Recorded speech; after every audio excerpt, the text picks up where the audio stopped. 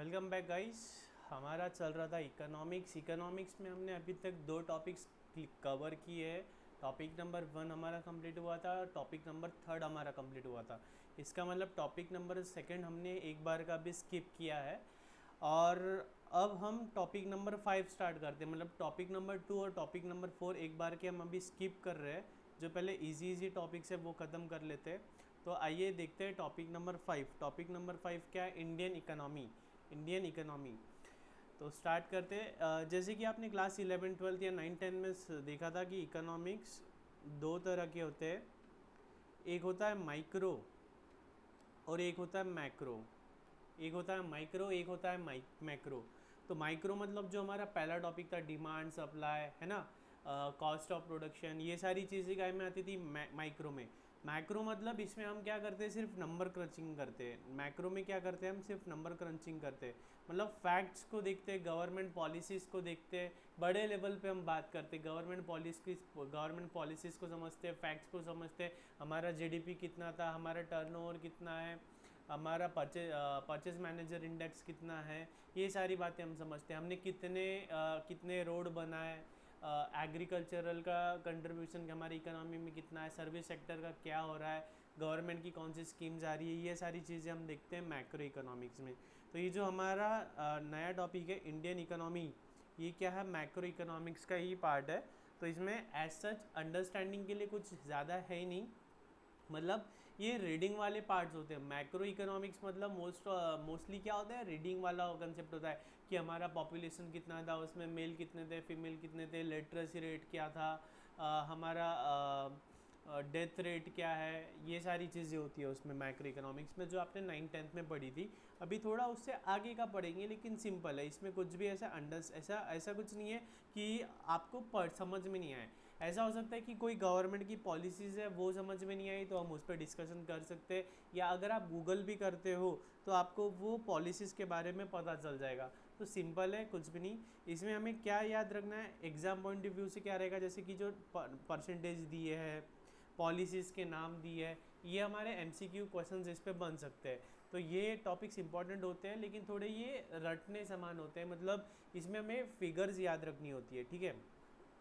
तो देखते हैं इंडियन इकोनॉमी को बेसिकली जो हमारा इकोनॉमी है उसको 2 से 3 पार्ट में डिवाइड किया। एक primary, secondary, tertiary.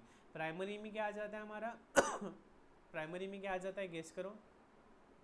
Agricultural sector दो, मिल्क, डेयरी एंड फार्मिंग वगैरह, ये सारी एनिमल हस्बेंड्री, ये सारी चीज़ें आ जाती है, एग्रीकल्चर एंड अलाइड एक्टिविटीज़। इसके बाद बचता है हमारा सेकेंडरी एंड टर्शियरी। सेकेंडरी में मैन्युफैक्चरिंग, टर्शियरी में सर्विस इंडस्ट्री, ठीक है। तो वन बाय वन देखते हैं। Agriculture is the primary source of livelihood for 58% of the India's population. मतलब हमारे कंट्री में प्राइमरी सोर्स ऑफ इनकम क्या है लोगों का, एग्रीकल्चर में सब आ गया, गाय पालना, भैंस पालना, बकरी पालना, एनिमल हस्बेंड्री, बाद में फ्लोरिकल्चर, हॉर्टिकल्चर, ये सारी चीज़ें आ जाती है एग्रीकल्चर में, ठीक है। सब्सिडी एंड अलाइड एक्टिविटीज़ बोला है ना, इसमें वो सारी चीज़ें आ जाती है। तो most of the majority of the population, कितना बोला है, 58% पॉपुलेशन किस पे निर्भर है, एग्रीकल्चरल पे निर्भर है। जबकि जब हमारा कंट्री आज़ाद हुआ था तो आपको पता है कि हमारा कंट्री कैसा है, एक एग्रेरियन कंट्री है। कैसा है, एक एग्रेरियन कंट्री, एग्रीकल्चरिस्ट कंट्री है। तो जब हमारा कंट्री आज़ाद हुआ था तो 80 to 90% population was dependent on agriculture, ठीक है। तो जब मैं 9 10 में हुआ करता था तब ये फिगर था 73 to 75% of the population was dependent on agriculture. अब ये कम होके आ रहा है 58% पे। ये कम हो रहा है मतलब ऐसा नहीं है कि एग्रीकल्चर कम हो रहा है, हमारा एग्रीकल्चर भी बढ़ रहा है, लेकिन उससे ज़्यादा स्पीड में हमारा मैन्युफैक्चरिंग एंड सर्विस सेक्टर बढ़ रहा है। तो कंट्रीब्यूशन इसका कितना हो गया, 58% हो गया। Gross value added by the agriculture, forestry and fishing is estimated at ₹18.53 trillion. ₹18.53 trillion. तो मैं जो हाईलाइट कर रहा हूँ वो आपको अंडरलाइन करना है, इस पर एमसीक्यूज बन सकते हैं, ठीक है। अब देखो एग्रीकल्चर में फॉरेस्ट्री भी आ गया, फिशिंग भी आ गया। फॉरेस्ट्री मतलब जंगल बढ़ाना, जंगल बढ़ने से क्या होता है, शहद मिलता है ना, बाद में टिकवुड मिलता है, जो फॉरेस्ट में जो प्लांट्स होते हैं वो मेडिसिनल बेनिफिट्स होते हैं, हर्ब्स होते हैं, लकड़ा मिलता है, तो बहुत सारी चीज़ें मिलती हैं हमें फॉरेस्ट से। तो फॉरेस्ट्री भी क्या एक पार्ट ऑफ एग्रीकल्चर ही है, फॉरेस्ट्री भी क्या एक पार्ट ऑफ एग्रीकल्चर। बाद में फिशिंग बोला है, मच्छी पकड़ना, मछली पकड़ना, ठीक है। The Indian food industry is poised for huge growth, increasing its contribution to the world food trade every year due to the immense potential for value addition, particularly within the food processing industry. The Indian food and grocery market in the world is sixth largest. Indian food and grocery market highlight करना है, sixth largest world में हमारा जो food market है, grocery market है, वो sixth largest है। जाहिर सी बात है, पॉपुलेशन भी हमारी बहुत ज़्यादा है, जितनी ज़्यादा पॉपुलेशन उतना ज़्यादा हमारा बेसिक रिक्वायरमेंट। बेसिक रिक्वायरमेंट क्या होता है? रोटी कपड़ा मकान। जितनी ज़्यादा पॉपुलेशन रहेंगी उतना ज़्यादा रोटी कपड़ा मकान का नीड रहेगा ना, तो वही है, सीधी सीधी बात है। With retail contribution 70% of the sales. इसका मतलब क्या हुआ? अगर हम 100 रुपीज़ का फूड और ग्रॉसरी सेल कर रहे हैं तो उसमें 70% कैसा है? रिटेल है। 70% कैसा है? रिटेल है। और 30% क्या है? होलसेल है। 30% कैसा है? होलसेल है, ठीक है। The Indian food processing industry accounts for 32% of the countries total food market. Food processing industries मतलब क्या होता है? जैसे कि अमूल का बटर बनता है, चीज़ बनता है, दूध आता है। बाद में दाल मिल होती है। दाल मिल क्या करती है? तुअर लेती है, चना लेती है, फिर उसको पॉलिश करती है, वॉश करती है, सॉर्ट करती है, ग्राइंड करती है, और उसकी क्या बनाती है? दाल। उसी तरह होता है ऑयल मिल। तो ये सारी क्या है? Food processing industries. जैसे कि हल्दीराम क्या बनाता है? आलू के चिप्स बनाता है। बालाजी चल रहा है अभी, तो पोटैटो चिप्स, तो क्या है? पोटैटो क्या है? एक फूड प्रोडक्ट है, उसको प्रोसेस कर रहा है। बाद में किसान टोमेटो केचप्स बनाता है। कैसे बनाता है? टोमेटो से। तो ये क्या सॉरी, तो ये क्या है? ये सारे फूड प्रोसेसिंग इंडस्ट्रीज हैं। ये इनका कंट्रीब्यूशन कितना है? 32% है ये, ठीक है। One of the largest industries in India and is rank 5th in terms of production, consumption, export and expected growth, ठीक है। तो ये 5th कौन से टर्म्स में? प्रोडक्शन, कंजम्पशन और एक्सपोर्ट के टर्म्स में। It contributes around 8.8 and 8.39% of GVA in manufacturing and agricultural respectively, 30% of India's export and 6% of total industrial investment। देखो, पूरी याद रखने वाली बात है ये। एक पहले ही पैराग्राफ में देखो कितने सारे MCQs बन जा रहे हैं कि हमारा ग्रॉसरी मार्केट कितना है? 6th लार्जेस्ट है। 6% हमारा कंट्रीब्यूशन है एक्सपोर्ट में, टोटल इंडस्ट्रियल इन्वेस्टमेंट में 13% है इंडिया के एक्सपोर्ट में, ठीक है। तो ये क्या है? देखो 13% ऑफ इंडिया से एक्सपोर्ट, मतलब इंडिया अगर 100 रुपये का कुछ एक्सपोर्ट कर रहा है तो उसमें 13 रुपये क्या होते हैं? फूड से रिलेटेड आइटम होते हैं। बचे हुए 87% क्या होता है? कुछ भी हो सकता है, प्लांट, मशीनरी, सर्विसेज, कपड़े, कुछ भी हो सकता है ना। तो 13% क्या है? फूड प्रोडक्ट्स है, ठीक है। अब देखते हैं major investment. According to department for promotion of industry and internal trade, the Indian food processing industry has cumulatively attracted foreign direct investment equity inflow of about $9.08 billion between 2000 and March 2019, ठीक है। ये गलत हो गया, अप्रैल 2019 and मार्च 2020, ठीक है। सब major investment and development in agriculture are as follows. तो ये क्या बोलता है कि हमारा कंट्री में फूड से रिलेटेड फॉरेन डायरेक्ट इन्वेस्टमेंट बहुत हो रहा है। फॉरेन डायरेक्ट इन्वेस्टमेंट मतलब क्या होता है? FDI मतलब पहले कैसा हुआ करता था 91-92 के पहले, जब ग्लोबलाइजेशन लिबरलाइजेशन नहीं था, तो क्या होता था कि फॉरेन की कंपनीज को, फॉरेन इन्वेस्टर्स को हमारे कंट्री में इन्वेस्ट करना डायरेक्टली अलाउड नहीं था। तो वो लोग क्या करते थे? पहले हमारे कंट्री में आते थे, यहाँ पे एक कंपनी फॉर्म करते थे, फिर वो कंपनी के थ्रू पैसा डालते थे। लेकिन ग्लोबलाइजेशन लिबरलाइजेशन 91-92 के बाद क्या हुआ कि फॉरेन डायरेक्ट इन्वेस्टमेंट्स वगैरह अलाउड होने लगे, और रिसेंटली कुछ 5 से 10 सालों में FDI के परसेंटेजेस बढ़ रहे हैं। तो फूड इंडस्ट्री में मेजर इन्वेस्टमेंट FDI का आ रहा है हमें। फॉरेन की कंट्रीज हमारे कंट्रीज़ में आके फूड से रिलेटेड फूड प्रोसेसिंग प्लांट्स वगैरह स्टार्ट कर रहे हैं, ठीक है। फूड प्रोसेसिंग में जैसे कि ये हमारा ट्रोपिकाना आ गया, रियल आ गया, फ्रूटी आ गया, ये सब भी क्या है, ये भी सारे फूड प्रोसेसिंग में ही आते हैं।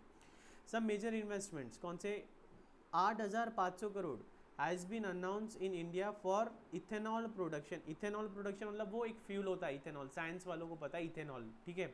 The first mega food park in Rajasthan was inaugurated in March 2018।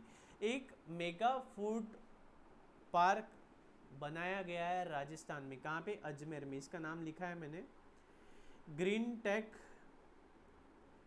Take mega food park. Green tech mega food park कहाँ पे, ये Rupnagarh village, Ajmer district, Rupnagarh village, Ajmer district, state of Rajasthan. क्या आया है वहाँ पे, मेगा फूड पार्क नाम क्या है, green tech mega food park. यहाँ क्या होता है, पूरा फूड प्रोसेसिंग होता है, फूड कल्टीवेट होता है, जैसे कि दाल कल्टीवेट हुई, बाद में उसको कल्टीवेशन हो गया, हार्वेस्टिंग हो गया, फिर बाद में थ्रेशिंग हो गया, फिर बाद में उसका सॉर्टिंग हो गया, फिर वॉशिंग हो गया, क्लीनिंग हो गया, सॉर्टेक्स हो गया, बाद में ड्राइंग हो गया, ये सारी प्रोसेस, पैकिंग हो गया, फिर ट्रांसपोर्टेशन हो गया। ये सारी फैसिलिटीज़ कहाँ हैं, हमें फूड पार्क में दी जाती है। Agri food startup in India receive funding of $1.66 billion between 13-17 in 558 deals. 2013 से लेके 2017 तक के 558 डील्स हुई है फूड एग्री फूड स्टार्टअप्स में। एग्री फूड स्टार्टअप्स में जैसे कि एक है पुणे में, ला खीर नाम का एक रेस्टोरेंट है, शायद से ला खीर या ऐसे कुछ तो भी है, खीर बेचता है वो, सिर्फ खीर। खीर होती है ना अपनी चावल की खीर, दूध और चावल होता है उसमें खीर।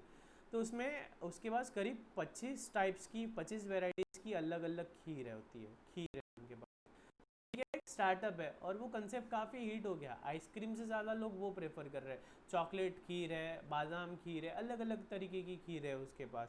तो ये क्या है, फूड एग्री फूड स्टार्टअप हो गया ये, ठीक है। इन 2017 agricultural sector in India witness 18 mergers and acquisition deal worth ₹251 million.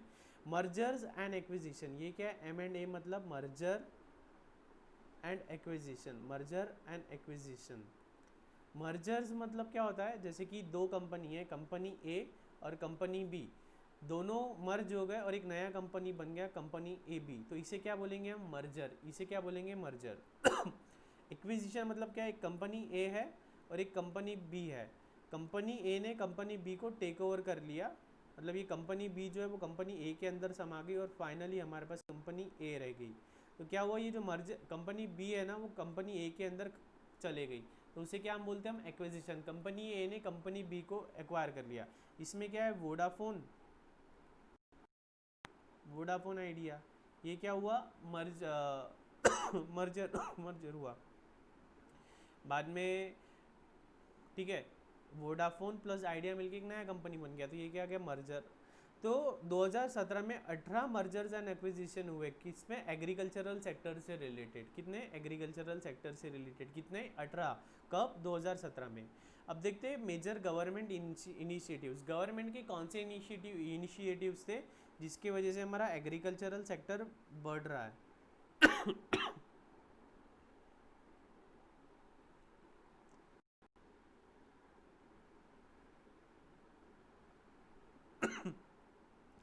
Prime minister of India launch प्रधानमंत्री किसान Samman Yojana and transferred ₹2021 crore to the bank accounts of more than 10 million beneficiaries on February 24, 2019। हमारे government of India ने, प्रधानमंत्री ने, prime minister ने एक scheme launch की, उसका नाम क्या है, प्रधानमंत्री किसान सम्मान निधि योजना। इसको क्या बोलते हैं, पीएम किसान नाम से भी जाना जाता है। ये क्या है, पीएम किसान। तो आपको ये स्कीम का नाम याद रखना है और उसका शॉर्ट फॉर्म भी याद रखना है, और वो स्कीम का ही की है। तो प्रधानमंत्री किसान सम्मान निधि योजना के तहत क्या होता है कि जो भी फार्मर्स है, जो भी एग्रीकल्चरल से रिलेटेड लोग हैं, उन्हें साल के 6,000 रुपये, मतलब महीने के 500 रुपये, ऐसे साल के 6,000 रुपये का फिनेंशियल सपोर्ट मिलता है। मैंने यहाँ लिखा भी है, हाँ, पीएम किसान योजना, उसमें क्या है, 6,000 पर ईयर इनकम सपोर्ट है। मतलब जो भी फार्मर्स है उनको साल की 6,000 रुपये उनके बैंक अकाउंट में कौन देता है, गवर्नमेंट ऑफ इंडिया, ठीक है। किसने अनाउंस किया था, माननीय श्री श्री श्री पीयूष गोयल जी ने। कब, 2019 में। कितना पैसा ट्रांसफ़र हो गया है, 2021 करोड़ रुपीस। कितने लोगों ने बेनिफिट उठाया? 10 मिलियन बेनिफिशियरीज, 10 मिलियन बेनिफिशियरीज, ठीक है। The government of India has come out with the transport and marketing assistance scheme to provide financial assistance for transport and marketing of agricultural products in order to boost agricultural exports, ठीक है। ये जो TMA scheme है ये काय के लिए? Transport and marketing के लिए। कौन सी चीज़ का transport and marketing? Agricultural product का। कहाँ पे ट्रांसपोर्ट एंड मार्केटिंग? एक्सपोर्ट में। एक्सपोर्ट में हम क्या चाहते हैं कि हमारा एक्सपोर्ट बढ़े, हम चाहते हैं कि हमारा एक्सपोर्ट बढ़े। तो एक्सपोर्ट, जैसे कि अब एक मैन्युफैक्चरर है, मैन्युफैक्चरर के लिए कॉस्ट क्या है? कॉस्ट ऑफ प्रोडक्शन उसका कॉस्ट है। बाद में जो ट्रांसपोर्टेशन का खर्चा लग रहा है वो भी तो कॉस्ट है ना। अब हमको एक्सपोर्ट करना है अगर, तो एक्सपोर्ट करने टाइम पे ट्रांसपोर्टेशन बहुत लगेगा। अब ट्रांसपोर्टेशन बहुत लगेगा तो मैन्युफैक्चरर क्या सोचेगा, इतना सारा ट्रांसपोर्टेशन का खर्चा है, हम लोकल में ही बेच देते हैं। तो गवर्नमेंट ने क्या किया? ट्रांसपोर्ट एंड मार्केटिंग असिस्टेंस दिया है। उसके तहत क्या है कि एग्रीकल्चरल प्रोड्यूस को अगर हम एक्सपोर्ट कर रहे हैं, हम एक्सपोर्ट कर रहे हैं या फॉरेन में मार्केट कर रहे हैं, तो उसके लिए हमें क्या मिलता है? इंसेंटिव्स मिलता है। जैसे कि अगर हमारा 1 लाख का अगर ट्रांसपोर्टेशन का बिल हुआ, फ्रेट का बिल हुआ हमारे कंट्री से रसिया में कोई प्रोडक्ट ट्रांसपोर्ट करने के लिए, जैसे कि टी ट्रांसपोर्ट करने के लिए, टी मतलब चाय, वो ट्रांसपोर्ट करने का 1 लाख का हमारा खर्चा हुआ, तो इसमें गवर्नमेंट क्या देती है? रिबेट दे देती है, हमें इसमें डिस्काउंट दे देती है। या हमने 1 लाख रुपए ट्रांसपोर्टर को दिया तो गवर्नमेंट हमें वापस से वो पैसा दे देती है। तो ये क्या है? Transport and marketing assistance. हम क्या चाहते हैं कि हमारा एक्सपोर्ट बढ़े। हर कंट्री ये चाहती है कि हमारा एक्सपोर्ट ज़्यादा से ज़्यादा हो, हमारा जितना ज़्यादा एक्सपोर्ट होगा उतने ज़्यादा हमें डॉलर्स मिलेंगे और हमारा कंट्री उतना ही रीच होता जाएगा। इसीलिए हमने सुना है ना, स्वदेशी वापरो, मैंने इंपोर्ट कम करना चाहते हैं हम, हमारा लोकल, वोकल फॉर लोकल, क्योंकि हम बाहर से खरीदते हैं तो हमारी कंट्री का पैसा बाहर जाता है, हम ये नहीं चाहते। लेकिन हम ये ज़रूर चाहते हैं कि हम एक्सपोर्ट करें तो बाहर की कंट्री का पैसा हमारे कंट्री में आ जाए। The Agriculture Export Policy 2018 was approved by Government of India in December 2018. The new policy aims to increase India's agricultural export to $60 billion by 2022. नया एग्रीकल्चर एक्सपोर्ट पॉलिसी आया जिसका मकसद क्या है कि हमारा एक्सपोर्ट $60 बिलियन तक चला जाए, ठीक है। इन सितंबर 2018 government of India announce 15053 crore procurement policy name प्रधानमंत्री अन्नदाता आय संरक्षण अभियान। प्रधानमंत्री अन्नदाता आय संरक्षण अभियान। प्रधानमंत्री मतलब प्रधानमंत्री, अन्नदाता मतलब फार्मर, आय मतलब इनकम, संरक्षण मतलब प्रोटेक्शन, अभियान मतलब एक मुहिम। तो इसका शॉर्ट फॉर्म क्या है? PM Asha. PM Asha, under which state can decide the compensation scheme and can also partner with the private agencies to ensure fair price for the farmers in the country। देखो, farmer suicide कर रहे हैं, क्यों suicide कर रहे हैं? एक तो कभी बारिश ही नहीं हो रही, कभी ज़्यादा बारिश हो रही है, कभी कोई क्रॉप खराब हो जा रहा है, ठीक है। और सब कुछ अच्छा होता भी है तो उनका जो प्रोडक्ट है उसको मार्केट में वैल्यू नहीं मिलती है, प्राइस नहीं मिलती है। जैसे कि मैं एक एग्जांपल देता हूँ, एक रफ एग्जांपल है कि मान लीजिए फार्मर प्रोड्यूस कर रहा है शुगर केन, ठीक है। फार्मर शुगर केन प्रोड्यूस कर रहा है तो फार्मर के पास से वो जा रहा है सिर्फ 10 रुपये में, और एंड कस्टमर को, जैसे कि हम लोगों को कितने में मिल रहा है? 100 रुपीज़ में। फार्मर को सिर्फ मिल रहा है 10 रुपये, और जो इतना जो 90 का डिफरेंस है ये कौन खा जा रहा है? इंटरमीडियरीज। ये कौन खा जा रहा है? इंटरमीडियरीज। या यूँ कहो, कॉटन ग्रो कर रहे हैं हम, तो कॉटन कौन लेता है? जिनिंग प्रेसिंग वाले लोग लेते हैं, जो जिससे धागा बनाते हैं, वो जिनिंग प्रेसिंग धागा बनाते हैं और उसका कॉटन सीड निकालते हैं जिससे ऑयल बनता है। तो ये लोग कैसे लेते हैं? बहुत कम रेट में लेते हैं। फैक्ट्री वाले क्या करते हैं कैसा होता है कि जो फार्मर लोग होते हैं वो गरीब होते हैं, उन्हें पैसों की बहुत ज़रूरत होती है, तो जिन्हें पैसों की ज़रूरत होती है वहाँ पे बार्गेनिंग होती है। तो ये फैक्ट्री वाले, ये जो इंटरमीडिएरी लोग होते हैं ना, ये बहुत निगोशिएशन करते हैं, बहुत बार्गेनिंग करते हैं और उस गरीब किसान को बहुत कम रेट पे बेचना पड़ता है। तो इसके लिए गवर्नमेंट का स्कीम होता है MSP, minimum selling price. Minimum selling price मतलब कम से कम इतना प्राइस तो हमें देंगे। जैसे कि एक एग्जांपल दे रहा हूँ, शुगर केन का अगर MSP डिसाइड हो गया है 2000 रुपीज़ पर क्विंटल, 2000 रुपये पर क्विंटल, मतलब 20 रुपये किलो का अगर रेट डिसाइड हो गया है, तो गवर्नमेंट ने शुगर केन वालों को, जो शुगर केन के फार्मर्स हैं, उनको एक वादा कर दिया। ये कब करते? सीजन स्टार्ट होने के पहले ही बोल देते कि हम आपको 2000 का MSP दे रहे हैं। तो फिर इससे क्या होता है, जो फार्मर है वो सोचता है यार 2,000 रुपये 2,000 मिनिमम रेट मिलेगा ही, मतलब करना खराब भी रहा तो कम से कम 2,000 तो मिलेगा, अच्छा रहा तो मैक्सिमम कितना भी मिल सकता है, लेकिन एक कम से कम अश्योरिटी आ गई कि 2,000 तो मिलना ही है। तो फिर फार्मर क्या करेगा, शुगर केन ग्रो करेगा, कल्टीवेट करेगा। तो ये एमएसपी, ये किसको, ये हर एक को फॉलो करना पड़ता है। गवर्नमेंट खरीदता है नाफेड, गवर्नमेंट भी एग्रीकल्चरल प्रोड्यूस गवर्नमेंट भी एग्रीकल्चरल प्रोड्यूस खरीदता है, तो गवर्नमेंट ये मिनिमम सेलिंग प्राइस पे खरीदेगा।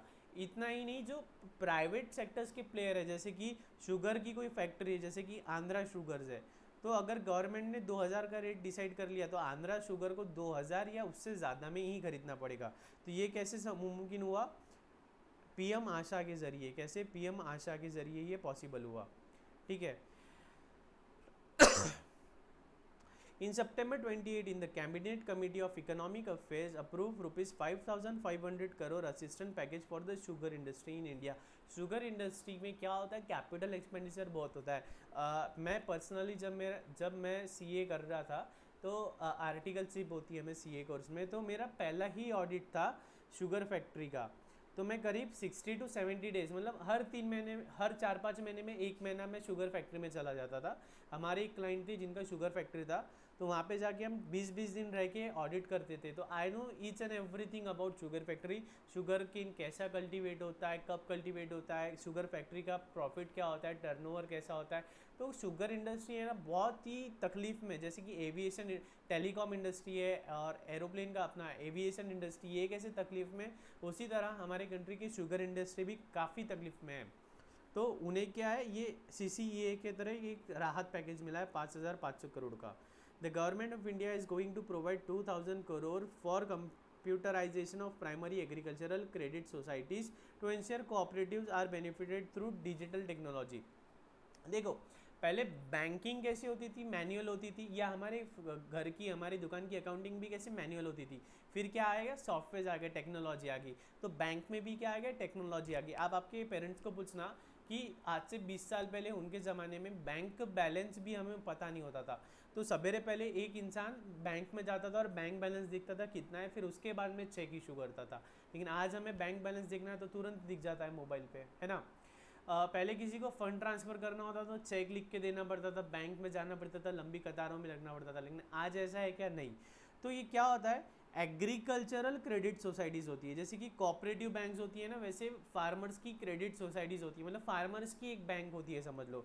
तो वहाँ पे भी क्या लाना चाहते हैं ये लोग, डिजिटलाइजेशन, डिजिटल टेक्नोलॉजी, वहाँ पे भी कंप्यूटराइजेशन करने को बढ़ावा दे रहे हैं। डिजिटलाइजेशन सस्ता नहीं है, अगर आप एक टैली सॉफ्टवेयर लेने जाओ तो वो 20,000 से 60,000 का आता है, तो पैसा तो लगता है। फिर इतनी बड़ी क्रेडिट कोऑपरेटिव सोसाइटी है तो उसमें भी अगर डिजिटलाइजेशन करना है तो पैसा लगेगा। तो वो कहाँ से आ रहा है, 2,000 करोड़ गवर्नमेंट की तरफ से। With an aim to boost innovation and entrepreneurship in agriculture, the Government of India is introducing a new Agri Udan program to mentor startups to enable them to connect with the potential investors. Agri Udan नाम का एक programme है जिसके ज़रिए जो agriculture से related जो startups है उनमें उनको एक स्किल डेवलपमेंट वगैरह मिलता है, उनको एक ट्रेनिंग वगैरह मिलता है, ठीक है।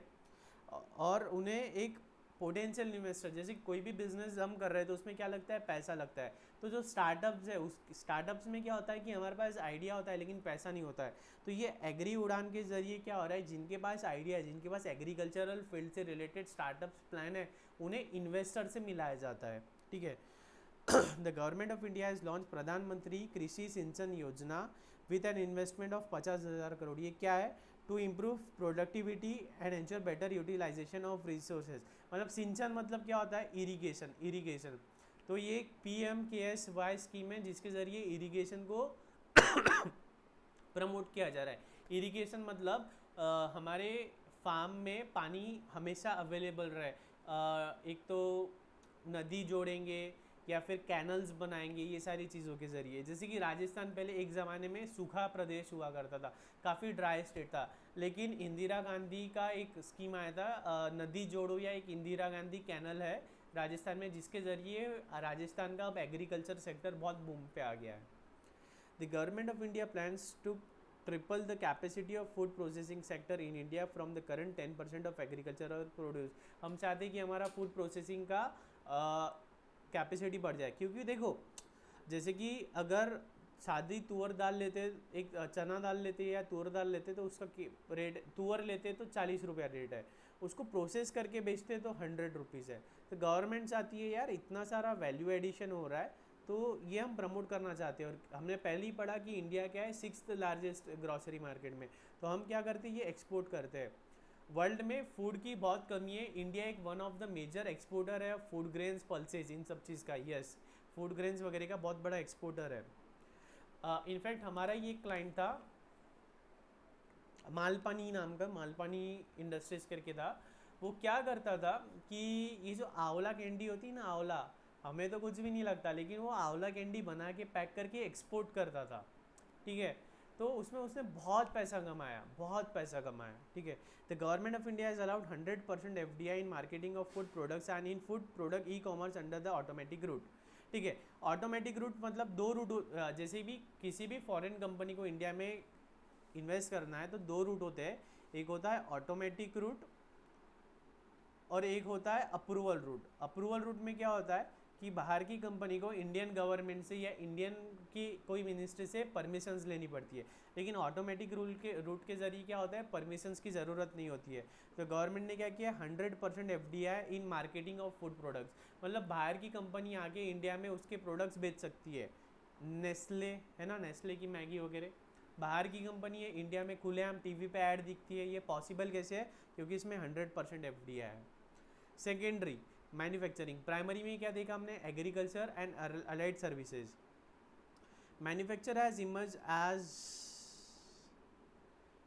one of the high growth sector in India. Prime Minister of India Mr. Narendra Modi has launched Make in India program to place India on the world map as a manufacturing hub and give global recognition to the Indian economy. India is expected to become the 5th largest manufacturing country in the world by the year 2020. अब 2020 में Covid आ गया तो ये change हो गया। देखो हमारे प्रधानमंत्री नरेंद्र मोदी जी ने मेक इन इंडिया प्रोजेक्ट लाया, उसके ज़रिए क्या है, हम मैन्युफैक्चरिंग को प्रमोट कर रहे हैं। हम चाहते हैं कि हमारा कंट्री एक मैन्युफैक्चरिंग हब बन जाए, जैसे कि चाइना क्या है, मैन्युफैक्चरिंग हब है। पूरे वर्ल्ड की कंट्रीज चाइना से प्रोडक्ट्स खरीदती है। इनफैक्ट इंडिया, रशिया भी चाइना से प्रोडक्ट्स खरीदती है, मैन्युफैक्चर प्रोडक्ट। तो हम इंडिया चाहते हैं कि हम हमारी कंट्री में ही प्रोड्यूस करें, तो मेक इन इंडिया प्रोजेक्ट लाया हमने, ठीक है। Major investment with the help of make in India, make in India के ज़रिए क्या किया हमने, प्रोडक्शन सेक्टर को बहुत सारी रियायतें दी। और पहले क्या होता था, कोई भी बिजनेस स्टार्ट करने के लिए बहुत सारे परमिशंस लगते थे, बहुत सारे, जैसे कि अगर फैक्ट्री डालना है तो फैक्ट्री डालने के लिए MIDC में लैंड देखो, नो ऑब्जेक्शन सर्टिफिकेट्स देखो, ग्रीन पोल्यूशन कंट्रोल बोर्ड का सर्टिफिकेट लो, फायर ऑडिट करवाओ, ऐसे बहुत सारे रूल्स एंड रेगुलेशन थे। अब मेक इन इंडिया प्रोजेक्ट के बाद में मैन्युफैक्चरिंग प्लांट स्टार्ट करना बहुत ईजी कर दिया है। तो उसके बाद क्या हुआ, हाईटेक मैन्युफैक्चरिंग कंपनीज ग्लोबल वाली हमारे इंडिया में आई, जैसे कि GE, Siemens, STC, Toshiba, Boeing, ये सारी कंपनीज हमारे कंट्री में इन्वेस्ट करने लग गई है और इन्होंने अपने प्लांट्स इंडिया में सेटअप करना स्टार्ट किया है, ठीक है। As of December 2018 premium smartphone maker one plus का फ़ोन आपने सुना ही होगा, अभी recently one plus Nord launch हुआ है ना, वन प्लस नॉट लॉन्च हुआ है, प्रीमियम फ़ोन है एकदम। इनका मानना है कि India largest research and development base बन जाएगा। नेक्स्ट 2-3 सालों में इंडिया R&D का सबसे बड़ा हब बन जाएगा। किस चीज़ की R&D, मोबाइल फ़ोन से रिलेटेड, स्मार्टफोन से रिलेटेड R&D। और माय डियर फ्रेंड्स, पूरे वर्ल्ड में सबसे ज़्यादा स्मार्टफोन यूजर्स कहाँ हैं, हमारे ही कंट्री में। इंडिया रैंक 2nd नंबर पे है किसमें, इंटरनेट यूज़र में।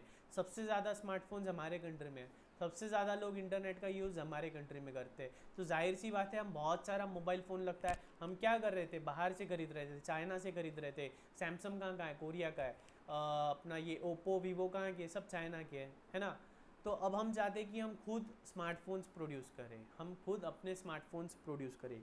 इंडियाज़ मैन्युफैक्चरिंग PMI मतलब purchasing managers index stood at 51.7 in May 2019. Also, companies start to spend more on hiring and anticipate good growth in future prospect. As of October 28, Filatex India नाम की एक polymer manufacturing company है, polymer मतलब plastic manufacture करती है वो, is planning to undertake forward integration by setting up fabric manufacturing and processing unit. Polyester के यान धागे बनाना भी वो स्टार्ट करने वाली है इंडिया में, ठीक है। तो एकदम सिंपल है, ये सब पढ़ना है आपको। For its commercial vehicle Ashok Leyland is utilizing machine learning algorithms and its newly created telematics unit to improve the performance of the vehicle driver and so on। तो ये सारी कंपनीज इंडिया में इन्वेस्ट करना चाहती है।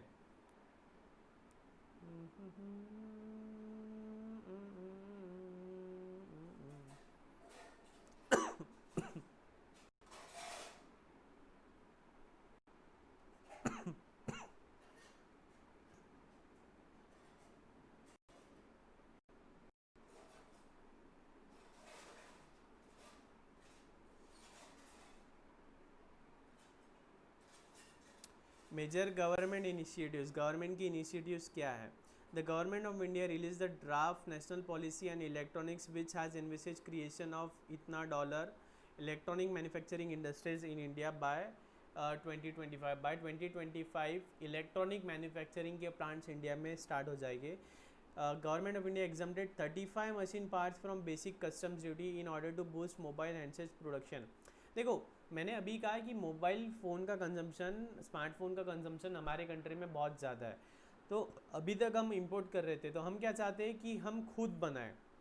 अब अगर हमें खुद को बनाना है तो डे वन से तो हम पूरा मोबाइल नहीं बना सकते, तो हम क्या करते हैं, मोबाइल में लगने वाले कंपोनेंट्स इंपोर्ट करते हैं, मोबाइल में लगने वाले कंपोनेंट्स इंपोर्ट करते हैं।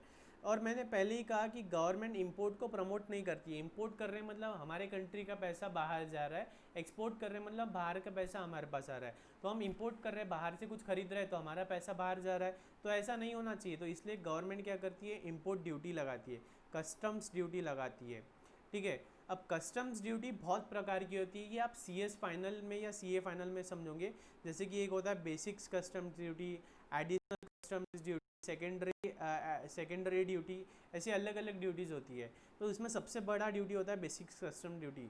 तो गवर्नमेंट ने क्या किया कि 35 मशीन पार्ट्स फ्रॉम बेसिक, तो मोबाइल हैंडसेट प्रोड्यूस करने की जो मशीनरीज है, वो मशीन में लगने वाले कुछ 35 पार्ट्स ऐसे जो हम बाहर से खरीद रहे थे, तो उस पर से हमने क्या किया, बेसिक कस्टम्स ड्यूटी हटा दिया। मतलब वो सस्ते में मिल रही है, सस्ते में मिल रही है तो हम इंपोर्ट करेंगे, मशीन बनाएंगे, मशीन से हम मोबाइल बनेंगे, तो प्रमोट कर रही है। Government of India is in the process of coming up with a new industrial policy which envisions development of a globally competitive Indian industry. As of December 2018, the policy has been sent to Union Cabinet for approval. The Government of India has reduced income tax rate. देखो, पहले companies पे income tax rate हुआ करता था 30%। जो भी companies है ना, उन पे फ्लैट 30% का इनकम टैक्स लगता था। अगर आप 100 रुपये कमा रहे हो तो 30 रुपये का इनकम टैक्स भरना पड़ता था। किसको? कंपनीज़ को, इंडिविजुअल को नहीं, कंपनीज़ को। लेकिन अभी 18-19 में क्या किया, ऐसी कंपनीज जिनका टर्नओवर 250 करोड़ रुपए से कम है या 250 करोड़ रुपए तक के है, उनको उन्होंने 5% का डिस्काउंट दे दिया और सिर्फ 25% का इनकम टैक्स भरना है, ठीक है। तो ये क्या है अच्छी बात है ना। टैक्स रेट कम हो रहा है मतलब क्या हो रहा है, प्रमोट हो रहा है। हम नवी कंपनीज प्रमोट हो रही है, नवी कंपनीज इंडिया में स्टार्ट होगी। Under the mid term review of foreign trade policy, देखो एक फॉरेन ट्रेड पॉलिसी होती है जिसे हम बोलते हैं FTP। FTP में क्या होता है कि हमारा फॉरेन से, हमारा विदेश से किस तरह से ट्रेड होने वाला है, हमारे बाकी के कंट्रीज से किस तरह के एग्रीमेंट्स है, कैसे बायलैटरल एग्रीमेंट्स है, कौन सी चीज़ हम प्रमोट करना चाहते हैं, कौन से प्रोडक्ट के एक्सपोर्ट पे हम सब्सिडीज़ देना चाहते हैं, कौन से प्रोडक्ट के इंपोर्ट पे हम कस्टम ड्यूटी नहीं लगाना चाहते। ये सारी बातें कहाँ लिखी होती है, FTP फॉरेन ट्रेड पॉलिसी में। ये 5-5 साल की निकलती है। तो 2015 से 2020 the government of India increase export incentives available to labour intensive MSME sectors by 2%। ऐसी industries, micro small and medium enterprises, जो छोटी इंडस्ट्रीज है और जो लेबर इंटेंसिव है, अगर वो एक्सपोर्ट करती है तो उन्हें 2% का रिबेट मिलता है, 2% का इंसेंटिव्स मिलता है। तो ये क्या है, प्रमोट हो रहा है ना। The government of India has launch a phased manufacturing programme aimed at adding more smartphone components under smartphone components हमें बनाना है मेक इन इंडिया प्रोजेक्ट के अंदर। The government of India is in talks with the stakeholders to further ease foreign direct investment in defence. Defence, जैसे कि अभी हमने क्या किया है, रफाल खरीदा है, कहाँ से, विदेश से हमने अभी रफाल खरीद के लाया है। तो हम आर्म्स एंड एम्यूनिशंस मेजरली कहाँ से, रशिया से खरीदते हैं, यूएस से खरीदते हैं। तो ये गलत बात है ना, हमें खुद के प्रोड्यूस करना चाहिए था। तो हम क्या कर रहे हैं, डिफेंस सेक्टर में एफडीआई ला रहे हैं, हम हमारे खुद के आर्म्स एम्यूनिशंस प्रोड्यूस करना चाहते हैं। तो हम बाहर की कंपनी को बोलते हैं आप सीधा हमारे कंट्री में अपनी फैक्ट्री डाल लो, ठीक है। The Ministry of Defence, Government of India approved strategic partnership model which will enable private companies to tie up with a foreign player for manufacturing submarines, fighter jet, helicopters, armored vehicle। हम foreign companies के साथ tie up करना चाहते हैं, मर्ज करना चाहते हैं, जिससे क्या होगा, हम हमारे कंट्री में पनडुब्बी मतलब सबमरीन्स, फाइटर प्लेन जैसे कि रफाल, हेलीकॉप्टर्स वगैरह हम खुद बनाए। और ये पढ़ना आपने, modified special incentive package scheme है जिसके ज़रिए 10,000 करोड़ का इंसेंटिव कुछ मिलने वाला है, ठीक है। वे फॉरवर्ड ये आपको पढ़ना है, ठीक है, वे फॉरवर्ड आपको पढ़ना है, ठीक है। तो आज के लिए यहीं रुकते हैं।